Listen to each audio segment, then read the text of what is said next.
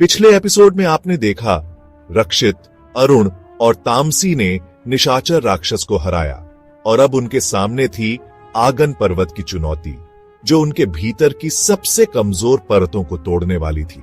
लेकिन क्या रक्षित सच में तैयार था? आइए देखते हैं आज के एपिसोड में। जंगल में रात का सन्नाटा था।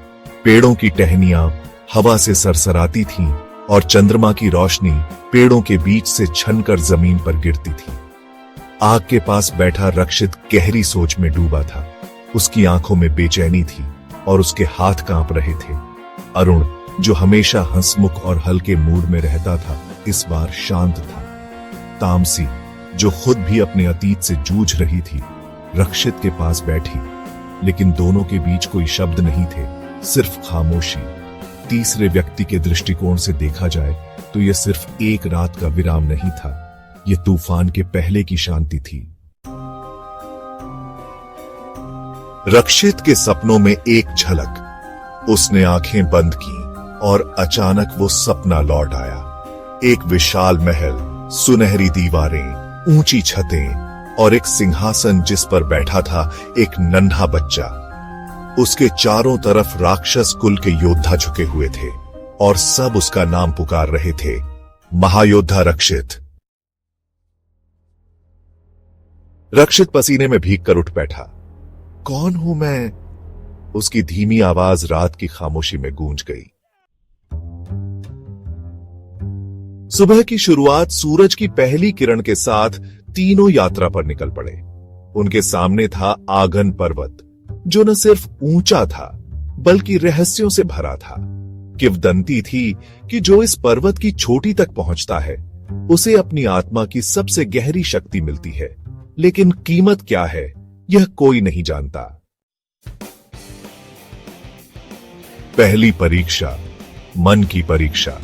रक्षित को सबसे पहले अपने भीतर झांकना पड़ा।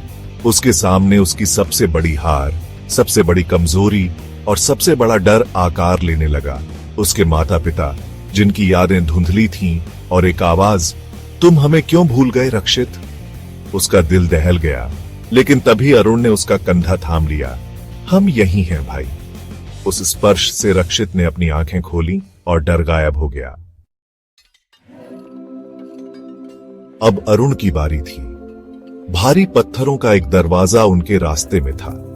अरुण ने अपनी सारी ताकत लगाई, लेकिन पत्थर हिले नहीं।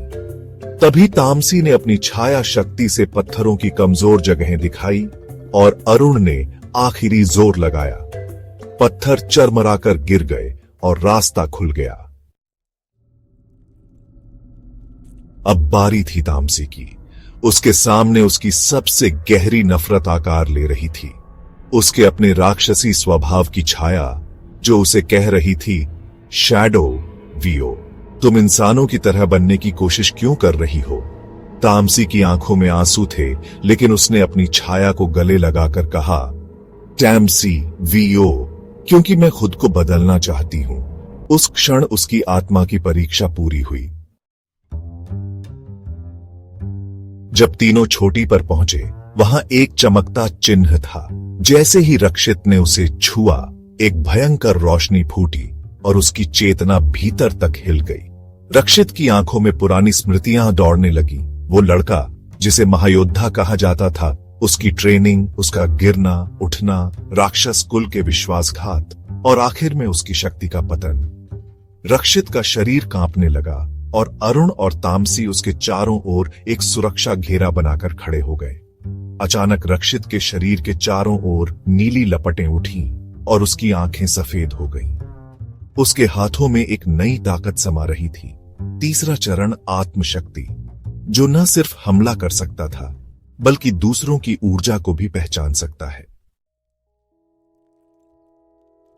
जैसे ही ऊर्जा शांत हुई, एक नई आवाज गूंजी, वॉइस वियो, रक्षित, अब तुम्हें अपनी अगली यात्रा के लिए तैयार रहना होगा।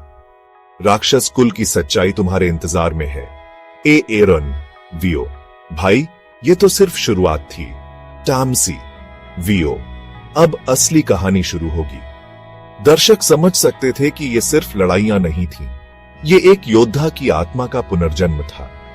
हर शक्ति का चरण उसे मजबूत बना रहा था, लेकिन साथ ही उसकी इंसानियत की परीक्षा भी ले रहा था।